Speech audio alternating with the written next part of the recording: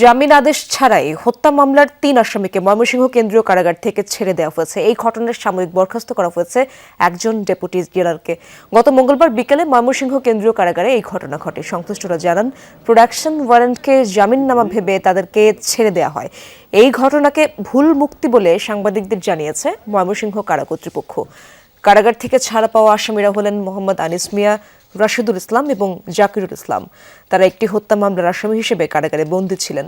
এই ঘটনায় ৩ সদস্যের তদন্ত কমিটি গঠন করা হয়েছে। আসামিদের গ্রেপ্তারে কাজ করছে পুলিশ।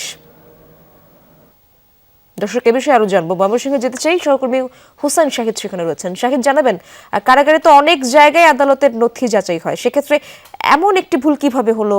আর বেরিয়ে যাওয়া আসামিদের গ্রেপ্তারের বিষয়ে কোনো তথ্য কি আপনার কাছে রয়েছে কিনা? আপনি যে প্রশ্নটি করেছেন, ঠিক এই প্রশ্নটিতেই হতবাক কারা কর্তৃপক্ষ এবং যে তদন্ত কমিটি হয়েছে সেই তদন্ত কমিটির প্রধান এবং 3 সদস্যের যে তদন্ত কমিটি, তারা আজকে ময়মনসিংহ কেন্দ্রীয় কারাগারে এসেছিলেন এবং তারা এই সংশ্লিষ্ট সবার সাথে কথা বলেছেন। তাদের কাছে ওই একটি প্রশ্নই, কারণ এই যে আদেশ আদালত থেকে যে কাগজটি গিয়েছিল সেটি হচ্ছে তারা যে হত্যা মামলার আসামি, সেই মামলার যে শুনানি, সেই শুনানিতে আসামিদের উপস্থিত থাকতে হবে।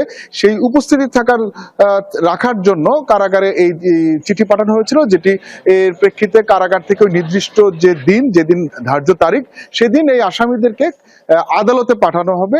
সেখানে সাক্ষী জেরা কিংবা উকিল তাদেরকে জেরা করবেন, এ ধরনের একটি বিষয় ছিল। কিন্তু সেই জায়গায় সেই কাগজটিকে জামিননামা ভেবে ভুল করে ফেলা, এটি আসলে কিভাবে হয়েছে, কেন হয়েছে এবং যাদের দায়িত্ব ছিল তারা এই কাজটি কেন করেছে?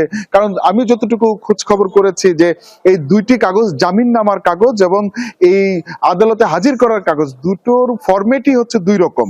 তো সেই জায়গায় হুবহু দেখতেও একরকম নয়।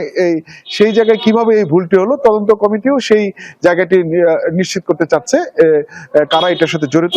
একজনকে ইতিমধ্যে বরখাস্ত করা হয়েছে এবং তদন্ত সাপেক্ষে এই যদি দায়িত্ব অবহেলা হয়ে থাকে সেক্ষেত্রে সেই শাস্তি, কিংবা যদি ইচ্ছাকৃতভাবে এখানে কোনো ধরনের অনিয়ম করা হয়ে থাকে তাহলে এই সরকারি বিধিমালা অনুযায়ী তাদেরকে শাস্তির আওতায় আনা হবে বলে জানিয়েছে। এবং পুলিশ এবং র্যাব আসামিদের গ্রেফতার করার চেষ্টা করছে। তারা ময়মনসিংহেরই তারাকান্দা উপজেলারই বাসিন্দা। অনেক ধন্যবাদ আপনাকে শাহিদ।